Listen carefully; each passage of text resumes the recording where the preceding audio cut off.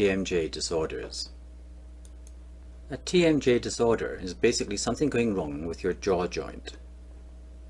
This video addresses one cause of TMJ disorders, namely that your occlusion isn't right. That is, that your teeth do not come together correctly as shown here. Before explaining why malocclusion can affect your jaw joint, we should first introduce you to your temporomandibular joint, or TMJ. First, here's how your jaw works. You have a muscle under your jaw that pulls it down to open. Then, to open really wide, your jaw actually comes out of its socket and is pulled forward by another muscle.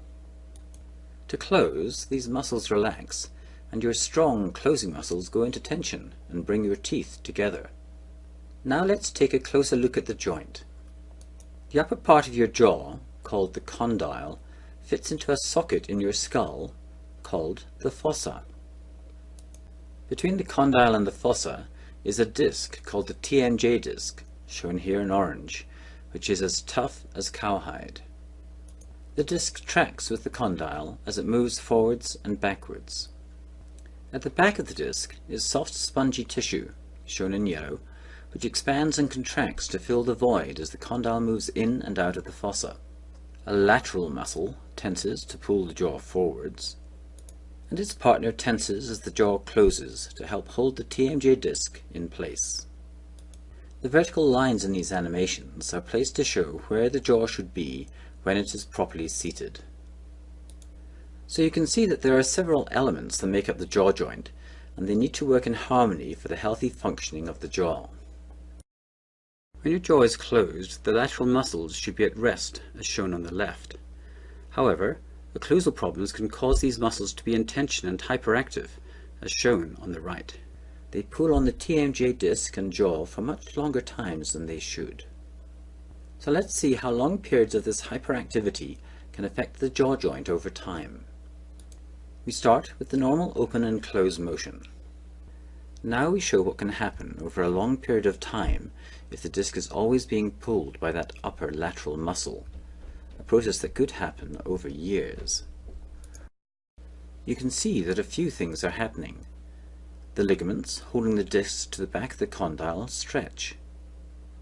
The thicker part at the back of the disc pushes the jaw back a bit, so the jaw is no longer sitting snugly in the disc, and the jaw is also being pushed back into the soft tissue, which is quite sensitive, so it causes pain.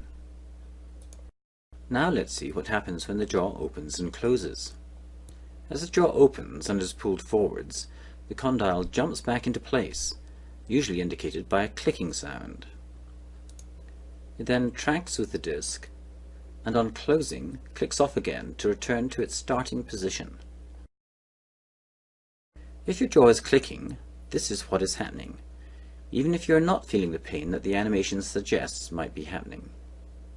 Now we show further stretching of the ligaments and the jaw pressing back harder into the tissue, causing more pain. In this stage of deterioration, the condyle doesn't jump back onto the disc, so the clicking stops. And, instead of riding on the tough disc, the condyle is rubbing on the stretched ligaments at the back of the disc, which, over time, eventually perforate, so the condyle rides up and now rubs bone on bone. The disc is just crumpled in front of the jaw and may make it difficult for the jaw to open. Pain may actually reduce at this point because the sensitive tissue is no longer bearing quite as much force. If the lateral muscles have been pulling on the condyle excessively over time, they can actually cause the condyle to change its shape, called beaking of the condyle, something that doctors and dentists can observe in x-rays of the jaw joint. Also, the condyle and fossa are wearing each other down because there is just bone rubbing on bone, something that is likely to cause arthritis in the joint. If this type of occlusal problem is identified early by your dentist, it can be corrected before any of this deterioration happens. An appropriately trained and experienced dentist may be able to help you recover from early stages of TMJ disorders, but the farther along you are on these stages of deterioration, the more likely it is you'll need the attention of a TMJ specialist.